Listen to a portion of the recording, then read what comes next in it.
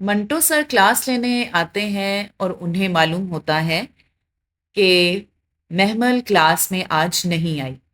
लड़की बताती है कि महमल की शादी हो रही है और उसकी डेट फिक्स हो रही है, जिस पर मंटो सर का मुंह बन जाता है और वो अपने ऑफिस में जाके महमल को कॉल डायल करते हैं। महमल से बात करते हैं और उसे बहुत सी नेक दुआएं देते हैं। महमल उनसे जो बातें करती है उससे उसे आइडिया हो जाता है कि मंटो सर को अच्छा नहीं लगा।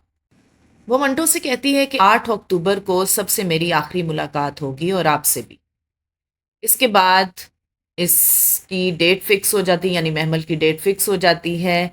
पुप्पी का रोल इसमें बहुत ही मिस्टीरियस है, जो मैंने पहले भी आपसे काफ़ी दफ़ा डिस्कस किया है, क्योंकि पुप्पी जो है ना, उसके माइंड में क्या गेम चल रही है वो सबको अपने मुताबिक लेकर चल रही है।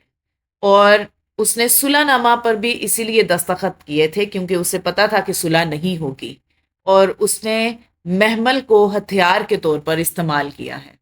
वो बात बात पर महमल के दिल में मंटो का ख्याल डालती है, क्योंकि उसे पता है कि इस तरह करने से वो मंटो की तरफ राग़िब हो जाएगी और उसके बेटों का बदला जो सब भूल बैठे हैं वो इसी तरह से अपना बदला पूरा करेगी। दूसरी तरफ बिन्यामीन अपनी बीवी को समझाता है कि वो अपने बेटे को समझा ले, जो नफरत और दुश्मनी के बादल छट गए हैं, अगर वो दोबारा बरसे तो खून ऐसा निकलेगा कि पता नहीं चलेगा।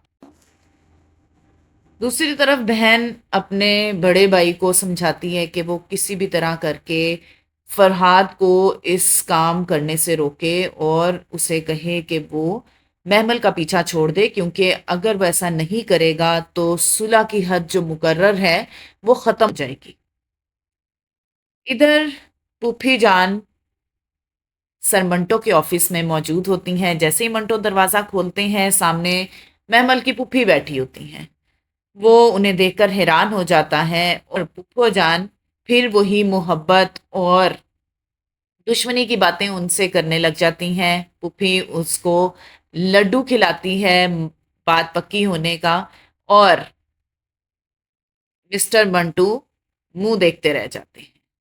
घर आके पुप्पी अपनी भतीजी को महमल को बताती है कि वो मोहब्बत के म्यार पे पूरा नहीं उतरता, सो तुम आराम से अपनी शादी की तैयारी करो। इधर महमल बहुत ज़्यादा कंफ्यूज हो जाती है अपनी पुप्पी के सोच सोच कर। वो अपनी पुप्पी के साथ शॉपिंग मॉल में जाती है शॉपिंग करने, और पुप्पी क्या देखती है कि वहां पर सामने मिस्टर मंटो भी शॉपिंग कर रहे होते हैं। पुप्पो कहती है कि इसे कितनी जल्दी है शॉपिंग करने की, और वो हंसने लग जाती है। इधर मिस्टर मंटो शॉपिंग कर आए होते हैं, वो अपनी पसंद के कुछ कपड़े खरीदते हैं, लेकिन फरहाद जो कि हर वक्त टो में लगा रहता है महमल की, वो भी पीछा नहीं छोड़ता और पहुंच जाता है उसी शॉपिंग मॉल में। उसका बाप उसे कॉल करके पूछता है कि वो कहाँ है, बट वो झूठ बोलता है और उसे सच्चाई नहीं बताता। वो अपने बाप से कहता है कि गाने की रिकॉर्डिंग के लिए वो स्टूडियो आया है, जिस पर बाप उसे गुड लक कह के फ़ोन बंद कर देता है। इधर फरहाद के गार्ड्स महमल के गार्ड्स को मारना शुरू करते हैं, और जैसे ही महमल और उसकी पुप्पो वापस गाड़ी में आती हैं तो ड्राइवर बेहोश पाती हैं। वो गाड़ी से अभी उतरने ही लगती हैं कि फरहाद आ जाता है और उनसे कहता है कि इज्जत से गाड़ी से उतर जाएं। वो गाड़ी से उतर के भागने लगती हैं कि फरहाद उनका हाथ पकड़ लेता है, और इसी में फिर उनकी हाथापाई शुरू हो जाती है। वो पुप्पो को धक्का देता है, पुप्पो एक जगह जाके गिरती हैं, और दूसरी तरफ महमल दौड़ना शुरू कर देती है। फरहाद भी उसके पीछे पीछे भागता है और उसे पकड़ने की कोशिश करता है, और आखिरकार वो उसका हाथ पकड़ लेता है और उसे कहता है कि मैंने तुम्हारे लिए नई धुन बनाई है, मेरे साथ चलो। इसी दौरान मिस्टर मंटू पीछे से आके झपट लेते हैं और उसको मारना शुरू कर देते हैं। दोनों की फाइट स्टार्ट हो जाती है।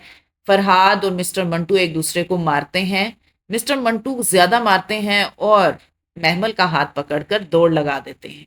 दोनों दौड़ते जाते हैं, पीछे गार्ड्स दौड़ते जाते हैं, और एक जगह जाकर दोनों छुप जाते हैं और गार्ड्स को चकमा दे देते हैं। दूसरी तरफ पुप्पो आकर अपने भाई को बता देती है। अमृतसरी कॉल करता है मियाँ साहब को और बताता है कि किस तरह से बिन यामीन का बेटा हमला कर चुका है उनकी बेटी पर, और उनकी बेटी का कुछ पता नहीं कि वो हेल्प करने वाले के साथ है या फिर उनके ट्रैप में आ चुकी है। मियाँ साहब कहते हैं कि मेरा दिल नहीं मानता कि बिन्यामीन ऐसी हरकत कर सकता है। सिराज अमृतसरी कहता है कि ये दिल के मानने की बात नहीं है, वो देखें जो वक्त दिखा रहा है।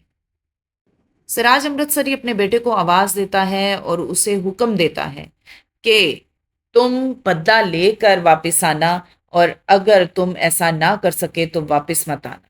माँ अपने बेटे को बहुत प्यार करती है और रवाना कर देती।